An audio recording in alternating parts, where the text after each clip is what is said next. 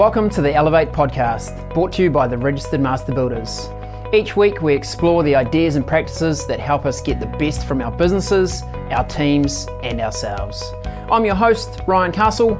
We talk to experts, advocates and business owners in the construction industry to share their knowledge, insights and experiences to help you build a better business and enjoy a better life. Now let the business building begin. Andrew and Daniel from Urban Homes, so good to have you guys on the podcast. Welcome along today. Thank you. Thanks, Ryan. Great to be here. Yeah, look, you guys have been ticking some big awards. We'll get into those. Platinum Award winners at the Master Builders event recently. So congratulations. I can tell that you have eased up on the celebrations. You're both looking crystal clear and ready to roll. So well done. Yeah, absolutely. No, it's great. Yeah. Hey, look, this is a really great opportunity for our Master Builders members to really just learn more about organisations that are being successful in our Master Builders community. So I wonder if you guys might lead off with a bit of background. How did Urban Homes get started and give us a bit of sense of the journey so far? Absolutely. Yeah, so thanks for having us, Ryan. But I guess Urban Homes was started back in 2004 by myself and my wife, Bronnie. And so I'm a builder by trade.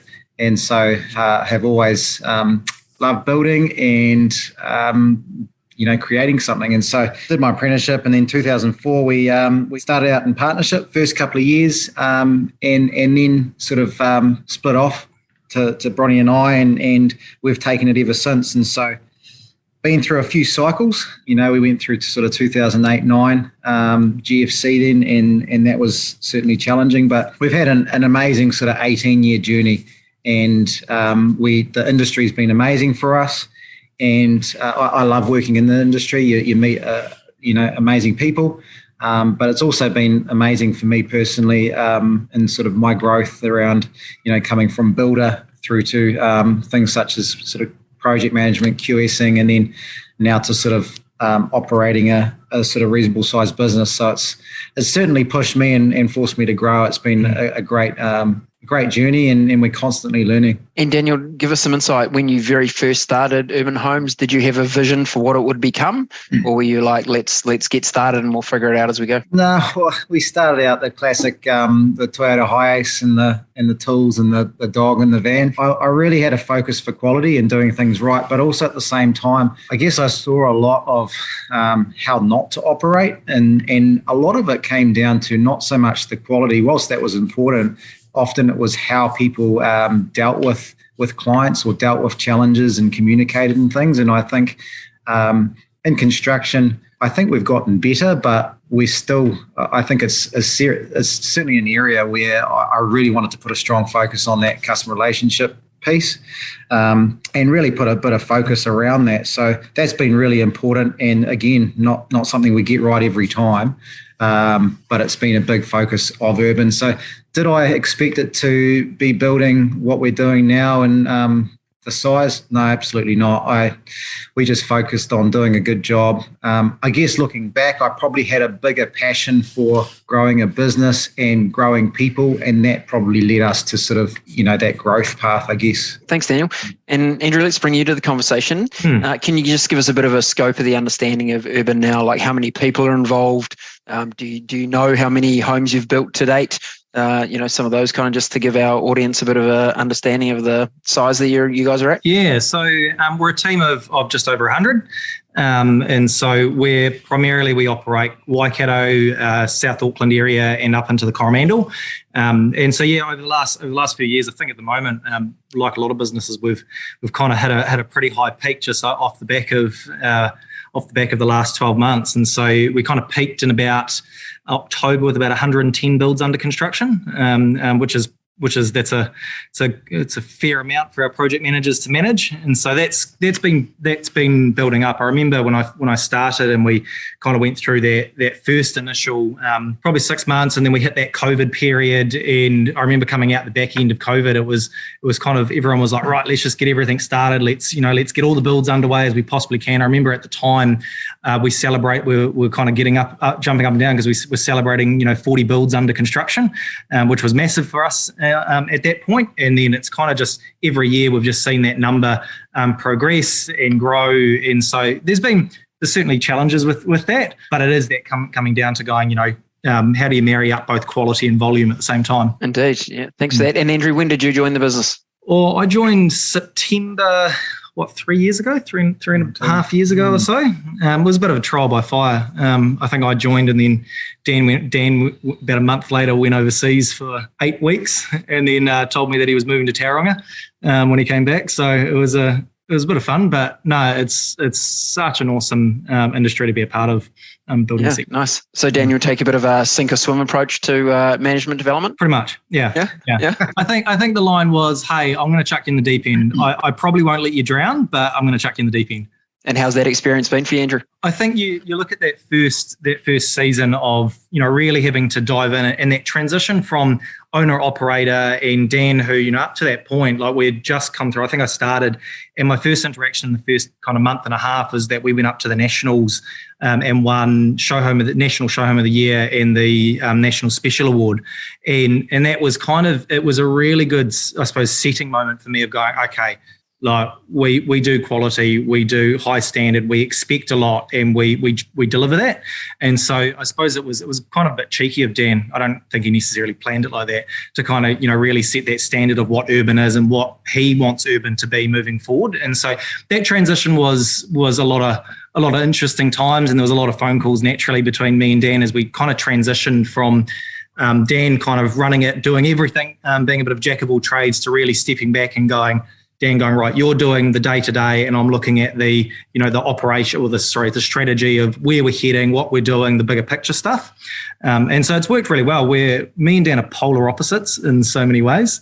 But it's nearly because of that, it works really well. But it was a trial by fire. I think at the start, the difficulty was Dan heading off and then moving to Tauranga, and then we got hit by COVID, and then it just kind of every year has been a different challenge. So lots of learning. And as they say, never waste a crisis, right? And we get lots of learnings through our crises. Some of them are pretty hard earned, but there are some pretty good lessons. Guys, I'm interested. You've talked about quality, and I feel like it's a word that people throw around a lot. I'm interested in kind of your definition. What do you guys talk about with your team when it comes to quality? And maybe do you have a sense of what it is that you do differently that keeps that level of quality for you? You did right. There's so many different ways to define that in terms of, when you're talking about quality, where does that sit? Dan mentioned before around there's the quality of the build, but actually the quality of the experience. And that's where for us, we talk about our branding being urban homes, but there's a tagline that comes underneath that, homes built with integrity. And that's really critical. Dan's talked about it many times within the business of going, when we put that word integrity in that branding, it wasn't just what's a great word that sounds good, is it really holds you to a standard. And so for us, integrity, and when you talk about quality, it actually starts at the very first interaction of someone walking into one of our show homes. It's every interaction they have with our designer. It's every interaction they have with our QS, our project manager, the front of house when they come in, and right through that handover is going, if you're delivering a standard and a quality standard in terms of the interactions with the business at every level, then you can hold your trades to account. You can hold your team, your builders, all of those things to a standard, because you set it right at the very beginning, and nearly the expectations of the clients drive that quality all the way through. So if you do a subpoor, I suppose, introduction to the business and a subpoor process, for starters, you might not get them building with you, but if they do, you're not going to get that quality through. Whereas I think our clients set that expectation for us, as well as us setting it for ourselves. One of the things that we talk about quite regularly in the team is going, take a step back, and if you've got an issue, take a step back and put yourself in the client's shoes. Put yourself in the shoes of the person building the house, and going like, would you expect this of your own build? If this was your own house, how would you handle it? Would you accept that that defect? No, you wouldn't. So we get it right, and that comes down to that's kind of where quality come from. It has to be backed by integrity, and that's everybody. And that's not just one person going, I'm good at defecting a house. It's actually every single person along the way. Hey, Andrew, great insights on quality there. Dan, what's your perspective on that? Yeah, I think, and this is where it really does come back to, the story around the awards is, over the years, we've been entering the awards since 2010. And every year at the sort of completion of the awards nationals, you get sent out all the judging criteria and the results and things like that. And so we actually take that time to scrutinise that And out of that, we've developed some fairly rigid sort of quality assurance systems to actually, it's all very well to go, look, we deliver quality, but it doesn't happen by accident. And especially when you get to volume, like we talk around sort of 110 builds under construction, which in any business is a lot. But for the types of homes we build, that is a lot. It requires a lot of management. It requires some fairly rigid sort of process around, what are those key areas that if we don't get right, really can be sort of quite detrimental to the end result. So we've developed systems off the back of that judging criteria to ensure that, hey, look, if we follow these, we're pretty much, it's not going to happen by accident. It actually is proven. And that's a constant learning cycle in that we don't just do it. I look at some of the entries we had 4 or 5 years ago in terms of national awards. I do wonder whether they'd make it through to nationals today. The quality has gone through the roof in terms of, the builders out there are amazing, and the work that's been delivered across the country is first class. And so for us, like if we don't continually improve, we'll eventually get left behind. And so we talk around that all the time as like not actually. It's easy when you sort of have a win or you get some great client feedback to actually kind of almost believe your own hype in terms of, hey, we're better than maybe what we are, because hey, we're not, and every job is not great for us. There's areas that we go, we could do that better. It's actually about being real and actually having the right people to actually, and that's that humility and that integrity piece to actually go, yeah, we're good there, but here, and here, we could actually be a lot better. And this is what we're going to do that. And so it's been open to learn and grow. And I think it's easy for organizations to put words on the wall like integrity, like trust, like value, all these kind of maybe standard words that organizations are happy to put on the wall. It's when you have to live them that it makes the difference. And I find a good test for whether you live them is normally when it's going to cost you money to live your value. Do you have an example of where you guys have been prepared to, reduce the profit on a job to live your value of integrity? Probably the thing for us is that we operate on fixed price model.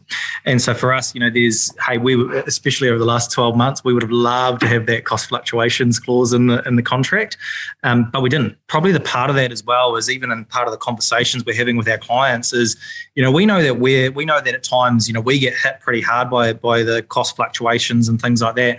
But our clients in their own worlds, in their own businesses, whatever, they're also faced with that. And so it's a two-part. It's acknowledging our part to play and owning that from an integrity perspective of going, this is right, and wrong is wrong, but also having the empathy to have that conversation with your client as well to go, hey, we're all on the same page here. We're all trying to deliver. We're trying to deliver you a beautiful home. We're trying to live up to what we promised to and everything we do. But some of that is about having a real conversation, and especially some of the biggest challenges of going, well, what do you do when you get a call up and go, hey, that product, that cladding you had ordered isn't going to arrive next week. It's going to be 6 months away.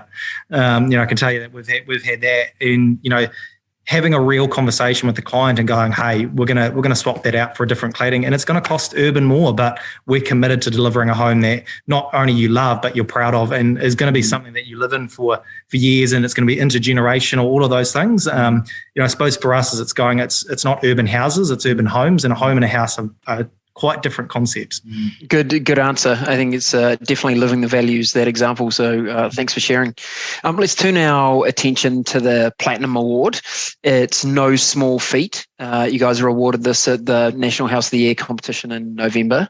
To even be eligible, you have to have achieved outstanding building excellence and won 5 or more national category awards. Mm-hmm. Like these are not handed out like lollies, these ones, right? We've got to earn them. It's a fantastic achievement. So firstly, congratulations. And we know the amount of effort that goes into building and sustaining a successful business. What do they say? If you win an award once, it might be luck, but if you do it consistently, then there's something clearly distinguishing to you behind the scenes. So well done. I'm interested in your guys' reflection on the award. What did it mean to you? What do you feel it meant to the team? And do you have a sense of what mostly contributed to those, the multiple awards resulting in the platinum? Well, I think first and foremost, this award absolutely belongs to our team. Whilst Andrew and I were there to accept, I would have loved to have had our whole team there, because it really does. The amount of people that have gone into delivering all of our homes, but more specifically, I guess, those ones that have won awards over the years and made it not just through regionals, but through it to that national level. That's been a lot of work, and a lot of, builders to project managers to behind the scenes, colours, QSs, finance, range of people to build a successful home. And so I think it means a lot, and it shows, you touched on it, Ryan, it's sort of like that consistency and doing it over years. And everyone's always told us you can't have volume and quality.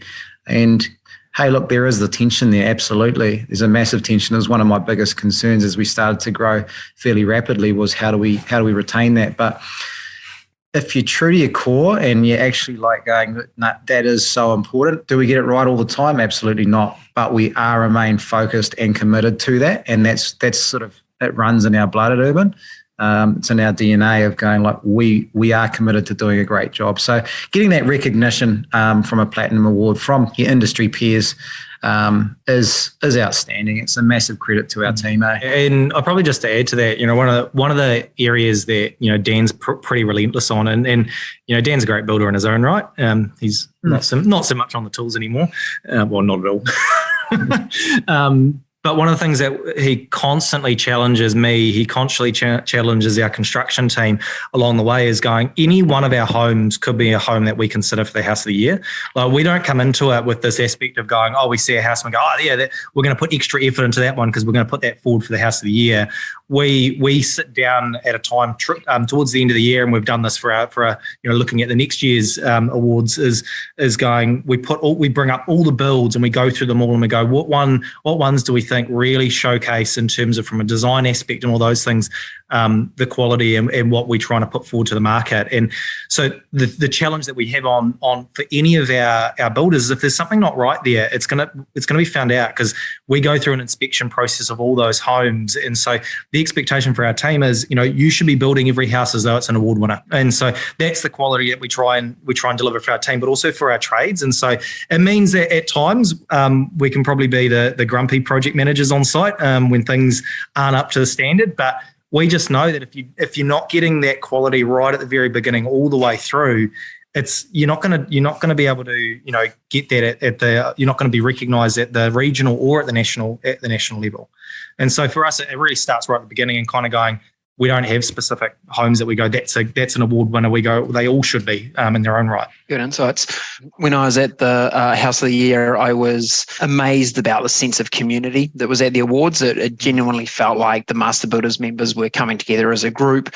There was a lot of celebration. You saw people that were nominees but not award winners just like clapping with joy for the winners. It really felt like a good sense of community.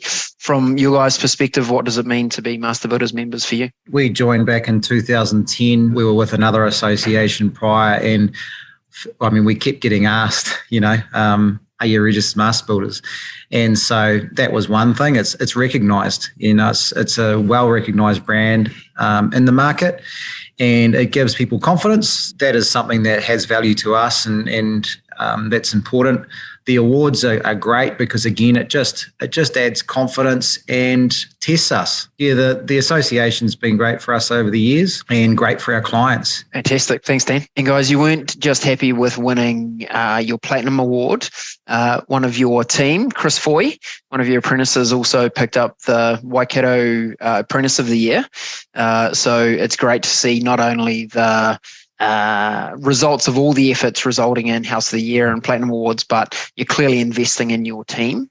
Tell us about what you think about people as we grow organisations, and you've gone from a small startup to a 100+ person organisation doing over 100 builds concurrently.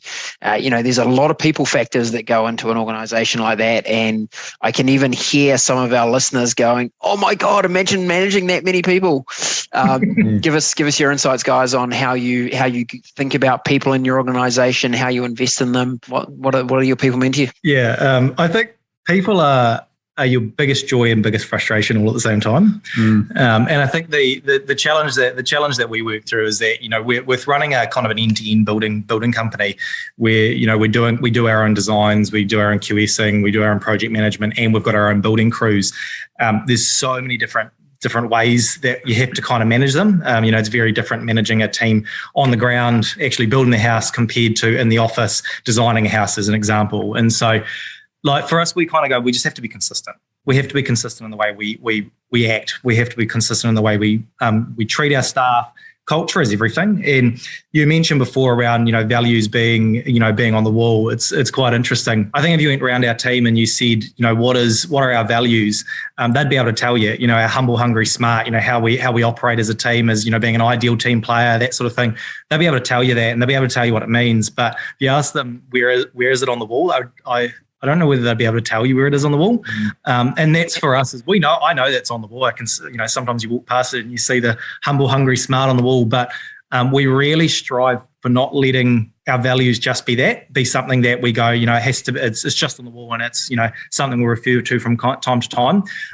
Where there's been a lot of emphasis, and hey, we don't get it right all the time, but there's a lot of emphasis on going, how do you make actions, how do you make values, action?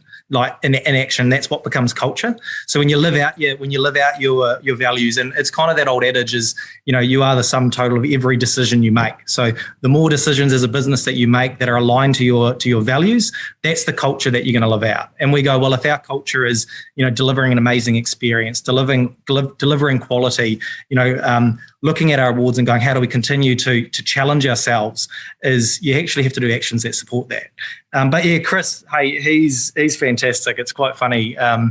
I caught up with him not too long ago, and he'll help me telling the story. But I was showing him a deck that I'd built, and the first thing he did is he looked at it and he said, "Oh, I'd probably would have done that differently, and that detail's a bit interesting." And he was really, and just he went into that zone of, for him, is the quality and actually being proud of what he does is really important, and we love showcasing that.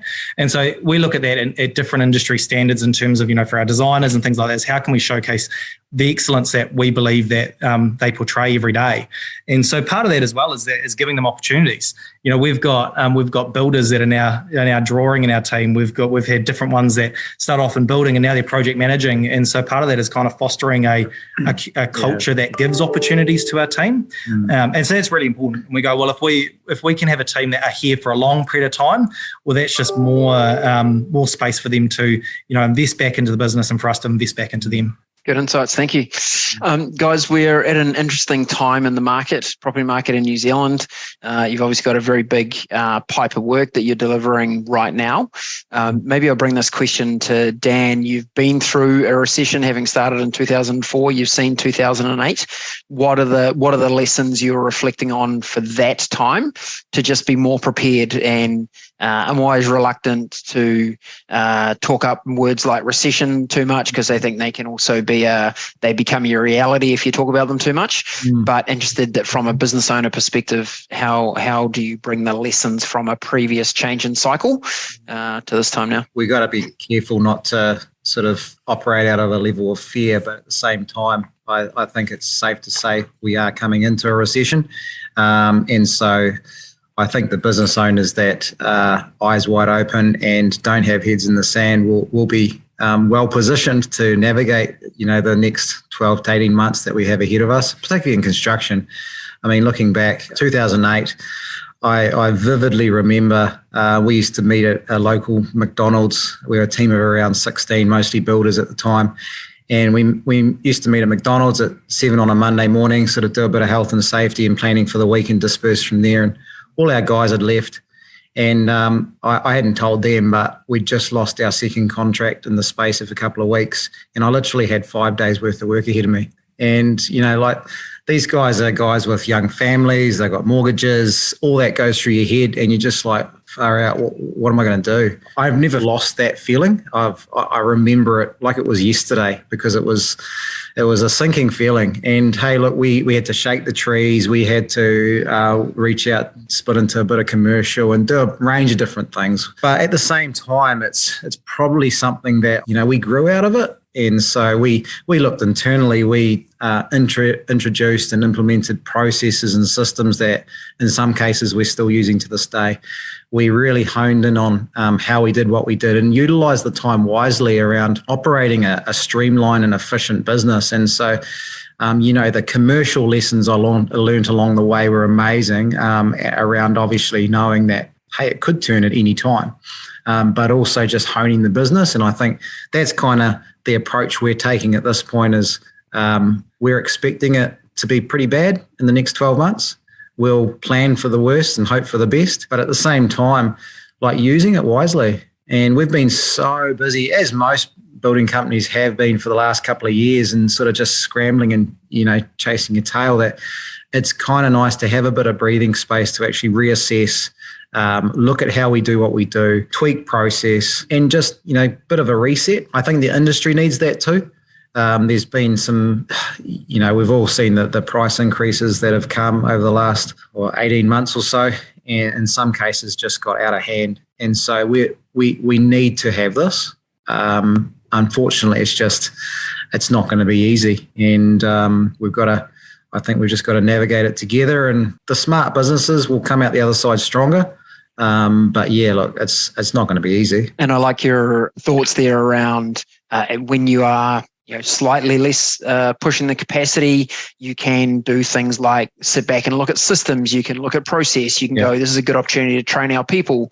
You can utilize things like the Elevate training on the Master Builder site to bring your people up to speed and increase skills. So I think there's always a way to think about how you can use that time most productively if you're not running 110%. Yeah, 100%. There's opportunities too for, we're talking with our team at the moment too around a bit of sort of cross-functional things. So, we may have to get to a point where, you're splitting your role between two. You might have a project manager on a couple of build sites as well, and then you may have, splitting in other roles as well. And so that's a great opportunity for upskilling, for process improvement, for learning.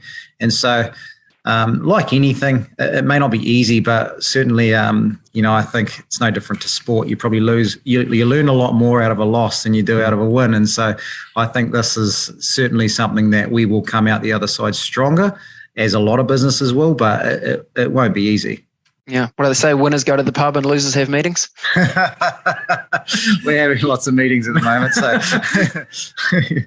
like you say, that's where the lessons are. Yeah, absolutely. Good one. And Dan, picture yourself, you're an old man, you're on your rocking chair somewhere in the beautiful Bay of Plenty, and you're reflecting back on what you're most proud of achieving with Urban. What do you think that will be? I think it comes back to, like Andrew touched on a little bit around sort of the growth within the business. So we've seen, I can think of a couple right now that are in roles that they didn't start out with in Urban. They started out in other roles, and they've sort of progressed and even gone away, got training, come back into different areas.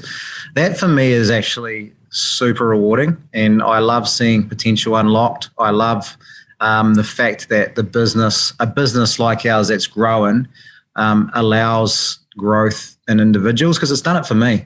I'm just a builder, and it's forced me to be better. It's forced me to grow. It's forced me to get training outside of just our industry. And so I think seeing that in our individuals, probably one of the things that gives me the biggest kick is when I see team members within our team flourishing, and that's awesome. And how that might play out practically might be that Urban is across a wider part of New Zealand. I'd love to share what we have with other partners, and we're sort of looking at a franchise. Well, we are rolling out a franchise model over the next sort of 12 to 18 months. And so if I'm an old man sitting on my deck chair, it'd be great to see duplicates of this business across the country. Great.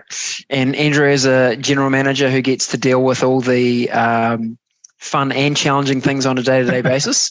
If you could have a magic wand that would just sort one thing out for you, what would you use it for? Only one. Gosh, how ruthless am I allowed to be? Very. Hey, I look at the last 12 months, and I'd go, if there's one thing that constantly has come up, has been and it is probably to be fair, probably councils, and that just comes down to is waving magic wand and going, how do we streamline some of that process? How do we get the best outcome that's logical in some situations? I think and that's not so much me. That's just seeing our team, the frustration that it's caused for them along the way.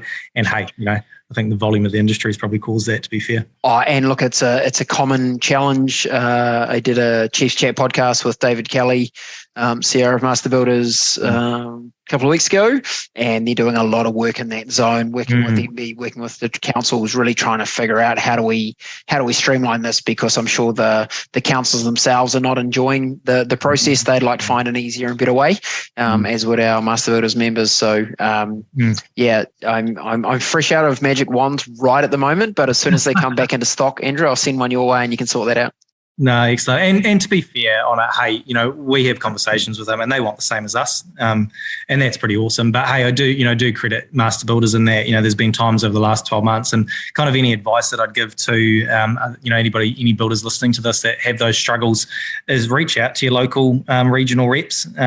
Just sometimes even having that soundboard, over the last couple of years, kind of from myself, not having the same level, I suppose, necessary as experience as Dan in the building industry, coming into it, having Master Builders that you can give a call up and go, hey, I've got this situation. I don't need you to fix it, but I just want your advice or that sort of thing from kind of your local Master Builders rep is massive. Even even the president and things like that in the local region, super supportive. Great. And guys, to close out the podcast, we're always interested in how people deal with their mental wealth. It's a big challenge for us in the building industry. What do you guys do to manage the stress load? I think you've just got to be smart about, I had it described to me as that, mental health is like credit card debt. Yeah, every time something comes up, whether it be, a lockdown, a shutdown, whatever it is, a crisis, a client complaint, you're swiping your credit card. And most of the time as Kiwis, we're pretty crap at, we pay the principal. We sit down on the couch, we have a Coke, we have a beer and watch some Netflix, and we don't actually pay back the credit card principal. And so, we talk about as a team going, make sure you're doing the things that you love outside of that. For me, hey, I love a bit of woodwork. I've got teenagers and a young boy at the moment as well. And so making sure that you're actually doing quality time. It's not necessarily quantity, but it's quality. So building the odd reasonably substandard deck, according to Chris. Yeah, 100%.